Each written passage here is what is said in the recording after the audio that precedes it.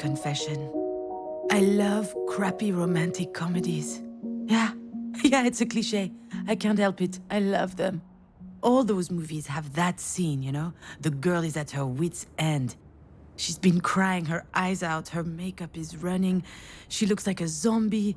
She's done. Which is when Ryan Gosling knocks on her door to coax her out. Miss.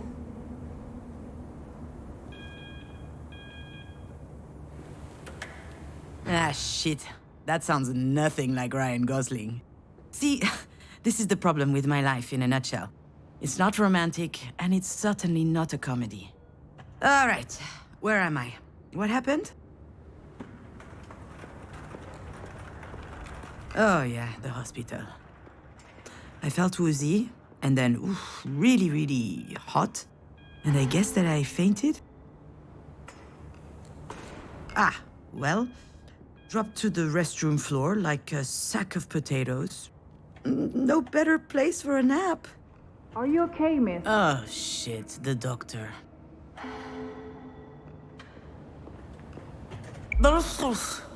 And that's putting it mildly. I'll be alright though. Are you sure? Aha, as if I could be sure of anything. Still, I should probably update my guardian angel. Actually, now that I think about it, maybe there's something I know for sure. If I have to spend one more second lying on this filthy floor, I'm pretty sure that I'm going to vomit. Vomit again, I guess.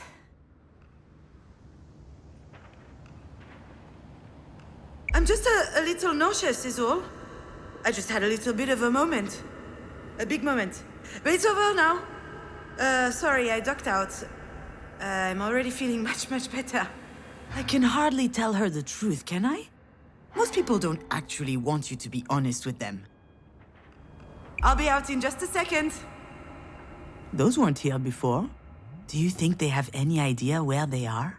I'm sure this comes as a shock, but it is crucial that you understand the situation. Your mom had a brain aneurysm.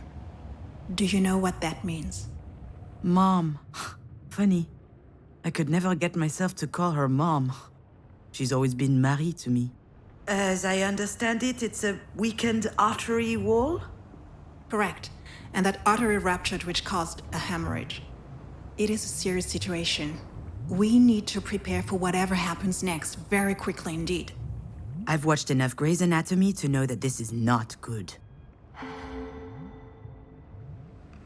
Serious? What can I do? Anything related to medical care will be my team's responsibility. But you are her trusted advocate. I'm so sorry, you should be her what aware. now? Do you not remember? This is the reason we called you. We have your name and your number, which means that you signed the release. I have no idea what she's talking about. And since she's not able to express her will, it falls to you to speak on her behalf. But I presume you discussed that when you went through the process. So you must know that there are a number of options to consider. I don't believe it! She put my name on the form without asking me. She must have forged my signature. It's hardly a surprise. She's always done that kind of stuff. But I'm not making any important decisions. The phone call from the hospital, that was a surprise. I'd never have thought anything so serious would happen to her. Anyway, when she's back on her feet, she's going to have a good laugh about this. The idea of me deciding on her behalf. I've had my share of this kind of responsibility, and it didn't turn out well. However, my dear mother doesn't seem to understand. After all we've been through, what makes her think that I can make the right decision? I feel trapped, like a fish in a barrel. Oh, come to think of it, I would love that. A 30-second memory, and not a care in the world. Fear me, sharks, for I am the terror of the oceans. That reminds me of the nickname I got during swim class in middle school. Sea hag. Haters, all of them. I'm sorry, Miss Fortin? Demange. I went back to my maiden name. I'm sorry, that wasn't in your file. Listen, I understand that this is all very sudden, but we don't have a lot of time. We need to focus. We do indeed. Why do you think I'm here? Let me be clear, miss. I'm not your enemy. I'm just the on-call physician. So we can work together to help your mother, or we can wait 7 hours, 22 minutes, and 17 seconds. And then I can go home, and you can pick up the conversation with Dr. Zorzin instead. But I should warn you, Zorzin is an old coot. No, you're right. I'm sorry. Okay. I guess I deserve that one. It's okay. I understand. It's not an easy situation. Our major concern right now is the hemorrhage is spreading.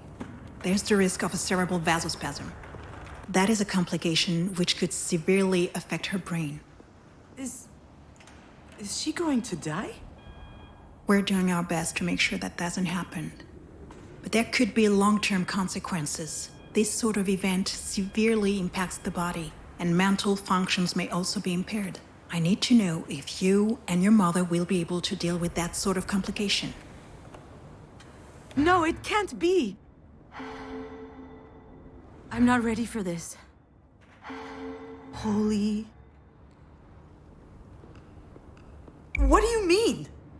To be completely frank, if we're able to pull your mother through this, there's only a small chance she'll be like she was before. Small? How small? Smaller than that. In all probability, she will never be quite the same. Some people would prefer not to keep living under such circumstances. That rather their medical care were geared more around letting go as gracefully as possible. What I need to know is, what would your mother want? I don't know how to answer that. Last time she told me she wanted something, it was... to be in MoMA. Excuse me? MoMA? The museum in New York. Miss Demange, Wait, your mother's that Marie Demange? The artist? Ah, there it is. Works every time. Once people figure out who Marie is, snap! Their whole demeanor changes. They feel like they know her somehow. Yeah, the Marie Demange. And I'm her assistant, I guess. I handle the business, the management, the press, so that she can be fully dedicated to her art, you see? Anyway, the other day, I got a call from Centre Pompidou. They want to do a retrospective on her life and work. Can you imagine? The billboards, the crowds, the press, the whole shebang. And I'm like, hell yeah! I hop into my car, I rush over to tell her. I run into the workshop, yelling, and you know what she said? Did you hear from MoMA? Ugh. Someone had told her they were considering her Self-Portrait 8, a canvas from her latest series. A whole exhibit in Paris, on the other hand, she didn't care. So, that's my mother. Most of the time, I don't know. I have no idea what she wants. I know what I'm asking isn't easy. I can give you a little time to think. Like that would change anything. Yeah. I suppose I need to think about it. I'm sorry, I gotta go.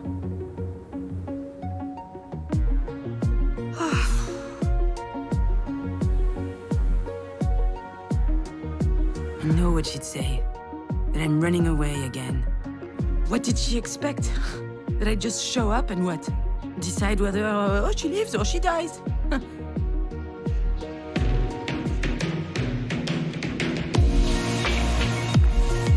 I don't even know how I'm supposed to make it to the end of the day, let alone...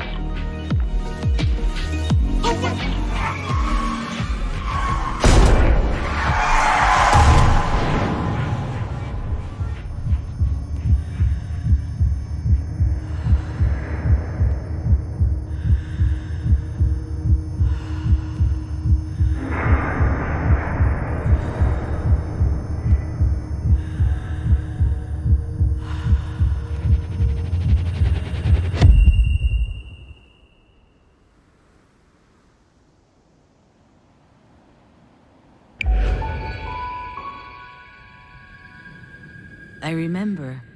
Diane and I found an injured bird in the backyard. It was tiny.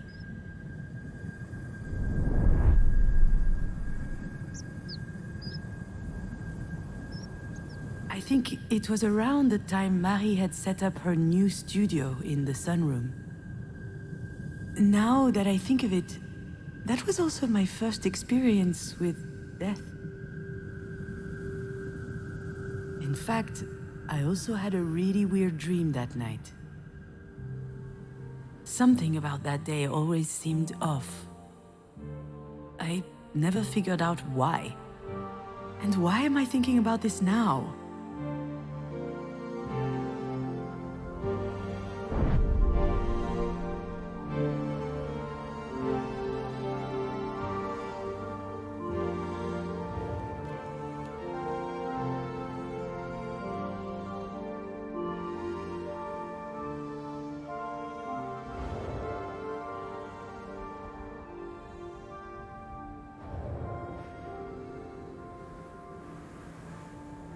Yeah, Diane was so proud of packing her own suitcase.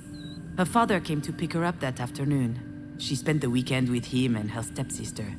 I was a bit jealous, but also happy to have some time with my mother, just us.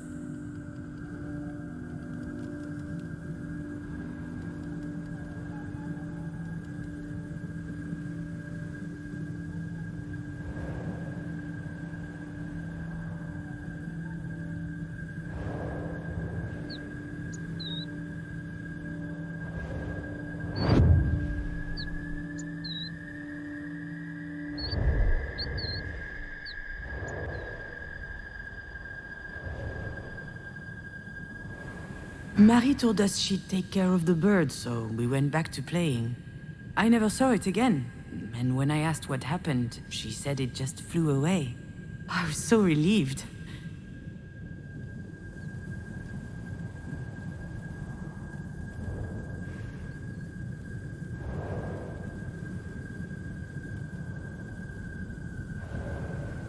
Back then, Marie wasn't very well known, but she was hardworking. She had just started a series on birds, actually. They were all over the house. She considered them a symbol, a postmodern symbol of anti-anthropic levity. Classique Marie.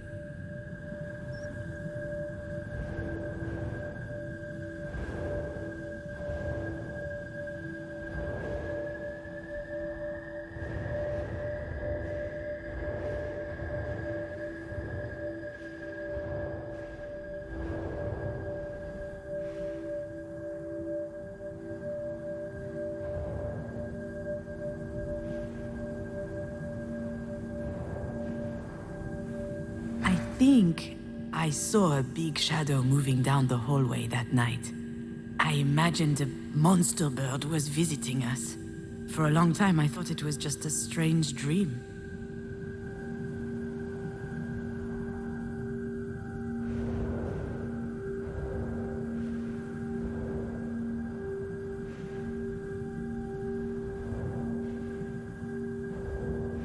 Do you recognize it? This is the mobile that Marie made me before I was born. It's exquisite and delicate. I loved it. And you did too. I think I still have it in a box somewhere.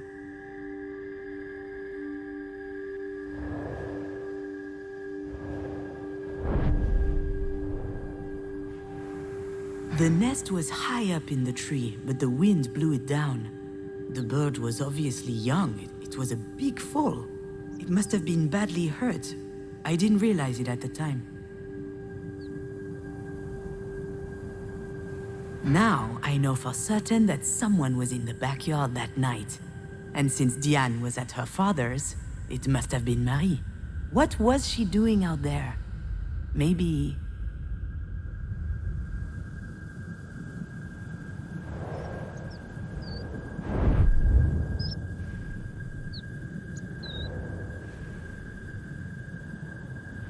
Marie was always quite passionate about birds.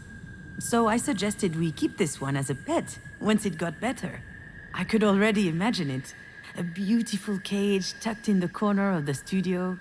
She got so mad. At the time, I didn't understand why she reacted like that. But now...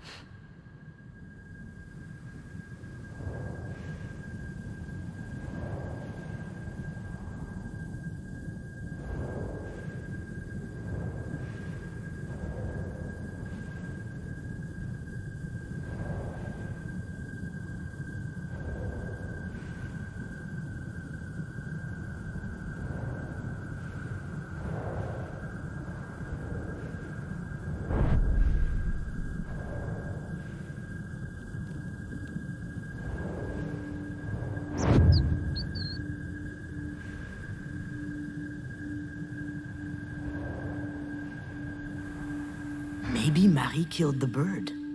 That's what she was doing out there in the middle of the night, burying it in secret.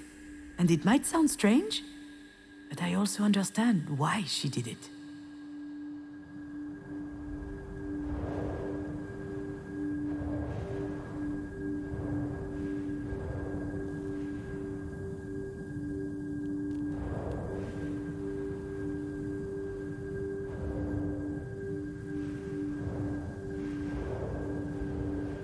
Marie is really an astonishing person, you know? She's usually hard, but also... she could be vulnerable, sometimes. She couldn't stand seeing the bird injured. She knew it would never recover. It was too weak. I remember she said, "Not being able to fly, that's no life for a bird." She thought it would be better off dead. She could have just abandoned it, let things run their course. But I don't think she did. I think she killed it with her own hands. It sounds cruel, doesn't it? But that's just Marie. That's her outlook on life. She's all or nothing.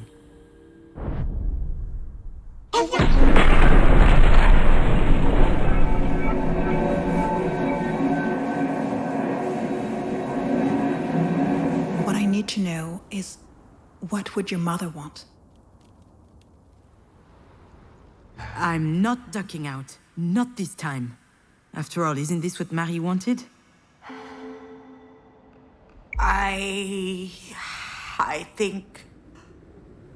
My legs are shaking. Maybe I'm having another turn. I think I need a sugary drink. Understood. Do you need anything? Well, I need more coffee. But if I drink another one, my stomach's going to declare war on the rest of me. I just can't speak on my mom's behalf. One thing's for sure, she's a radical. She's all or nothing, all the time. I understand. It's hard to contemplate the idea of living with a disability. It's not that, not at all. If we were talking about me or someone else, I would say it's gonna be fine. You adapt, people do it all the time. They have to. Life's too important. I would say that. She wouldn't. I'm not sure that answers your question. She certainly comes across as rather forthright. You don't say. I've seen her on TV a couple of times. My father loves her. She's an extraordinary artist. In her interviews, she's so impressive, fierce even. It must be quite something to be the daughter of someone so talented. I've heard this one before. That's a polite way to say, it can't be easy to have a nutcase for a mother.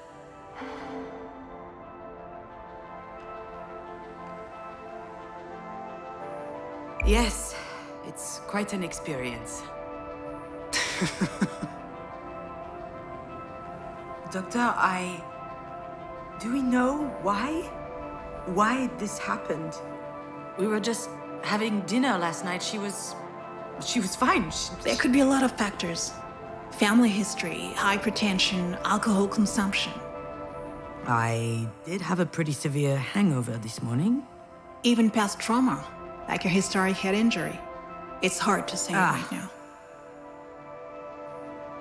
All right, Miss Demange, I'll give you time to think.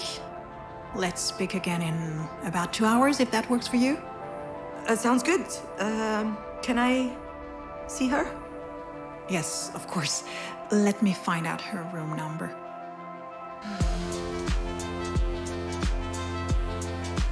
I know what I have to do, what I should do. It wasn't that long ago that I could write this kind of scene without breaking a sweat. I step into the room, there'll be tubes everywhere, beeping sounds. The audience will know that it's serious. Then I start bawling my eyes out. I collapse on my mom's bed, pouring out snot from my nose. Or maybe I'll be dignified, stony-faced, standing quietly in the corner. Close up on my face. They'll see I'm suffering deep inside. A single tear rolls down my cheek. That's exactly how it will happen. Or what should happen. There's just one problem. I really must. She probably needs me. I don't know why, but I can't open that door.